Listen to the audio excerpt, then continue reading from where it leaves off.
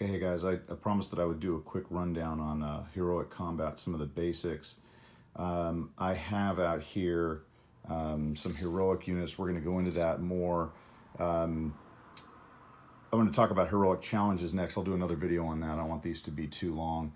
But there were some questions because I used the term heroic so much in the rules that some people were wondering.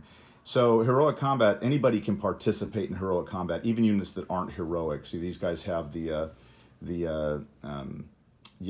gold circle around their morale value. So these are heroic units. These aren't heroic units, but they can still participate in heroic combat. That's just the term that I used for close combat. So I apologize that it's a little bit confusing.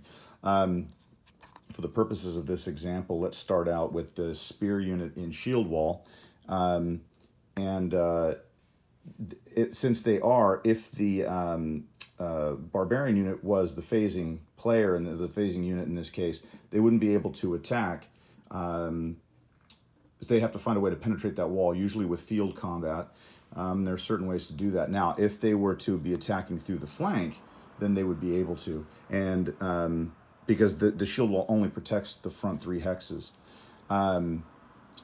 In this case, let's say that for whatever reason, these guys were in open, they had opened voluntarily or in field combat or something. The barbarian unit, if it was their turn, would then be able to enter their hex. That's initiating heroic combat. These guys have to choose to either stand and fight or refuse, which means that they move out of the hex, and they have the option of moving to one of these hexes here, but they have to face back to the hex where the attacking unit came from. And they incur a panic point penalty.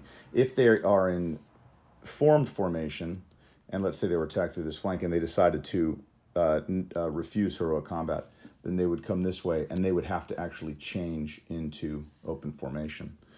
If they decide to stay and fight, sorry about the movement here, then generally I just mark the hex. There's actually a counter that says heroic combat, and you'd put that there to mark the hex that they're in because you have to unstack everybody. If you have multiple attackers, there's no requirement. They don't have to be lined up or anything and say, oh, these guys are fighting and these guys are fighting. Anybody can attack anybody in order, and then anybody who is attacked gets an opportunity to defend when the attack occurs. In this case, it's just the 2 guys, so we won't worry about that. Without any other factors like a leader or a hero or anything present, barbarians are going to attack first. So you would just roll their attack value. In this case, I rolled a 2. You can see that. So that's a hit. So then the spearmen would have to defend. And in this case, I rolled a 3, which means they successfully defended against their defense value of 5. So then they would be shaken as a result of that combat. Had they not made their defense value, then they would actually be eliminated, and that would be it. They would be gone.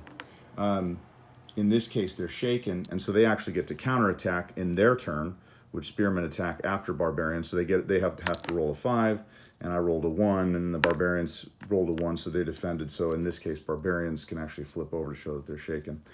So they would be shaken too. Since barbarians are ferocious and they specialize in this, and they can't stack to give them a little bit of an advantage, they have a second attack at the end of the combat phase, at the end of the heroic combat phase, where they can actually attack again. I rolled an 8, so nothing happens. So that means that everybody goes back into the hex. I think that's the right hex, I can't see.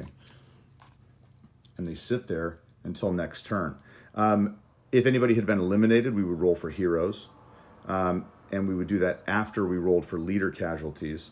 There's no leaders and nobody was eliminated in this example, so we don't have to worry about that right now.